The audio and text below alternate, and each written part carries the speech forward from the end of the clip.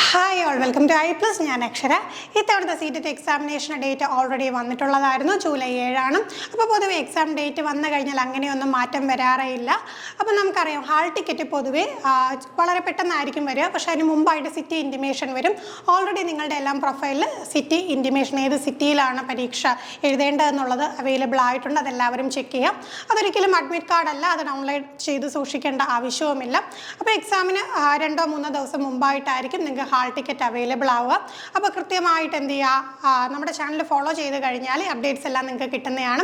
Hall ticket download ചെയ്യുക. അറിയാലോ CTET എക്സാമിനേഷനെ കുറിച്ചുള്ള ഡീറ്റെയിൽസ് എല്ലാം നമ്മൾ വീഡിയോ ആയിട്ട് ചെയ്തിട്ടുണ്ട്. എന്തൊക്കെയാണ് പ്രത്യേകം ശ്രദ്ധിക്കേണ്ട കാര്യങ്ങളെന്നും ആ കാര്യങ്ങളൊക്കെ കൃത്യമായിട്ട് ശ്രദ്ധിക്കുക. എക്സാമിന് നല്ല രീതിയിൽ പ്രിപ്പയർ ചെയ്യുക. ഇനിയുള്ള വളരെ കുറച്ച് സമയം മാത്രമാണ്. അപ്പോൾ നിങ്ങൾ എന്ത് ചെയ്യുക, ഇനി കുറച്ച് ഫോക്കസ് ചെയ്ത് പ്രധാനപ്പെട്ട ഏരിയാസ് മാത്രം കവർ ചെയ്ത് പോവുക. പിന്നെ എന്താണ്, ഒരുപാട് ടെൻഷൻ അടിച്ച് എഴുതേണ്ട പരീക്ഷയൊന്നുമല്ല, ക്വാളിഫയിങ് എക്സാമിനേഷനാണ്. ആ നിശ്ചിത മാർക്കിന് മുകളിൽ വാങ്ങിക്കഴിഞ്ഞാൽ നിങ്ങൾ ക്വാളിഫൈ ആകും. മറ്റാരുടെയും മാർക്ക് നമ്മളെ ബാധിക്കുന്നതല്ല, നെഗറ്റീവ് മാർക്കില്ല. ആ കാര്യങ്ങളൊക്കെ മനസ്സിൽ വെച്ചുകൊണ്ട് നല്ല രീതിയിൽ പ്രിപ്പയർ ചെയ്യാം. ഇത്തവണ തന്നെ എല്ലാവർക്കും CTET എക്സാമിനേഷൻ പാസ്സാവാൻ സാധിക്കട്ടെ. മറ്റൊരു വീഡിയോയുമായി നമുക്ക് വീണ്ടും കാണാം. താങ്ക്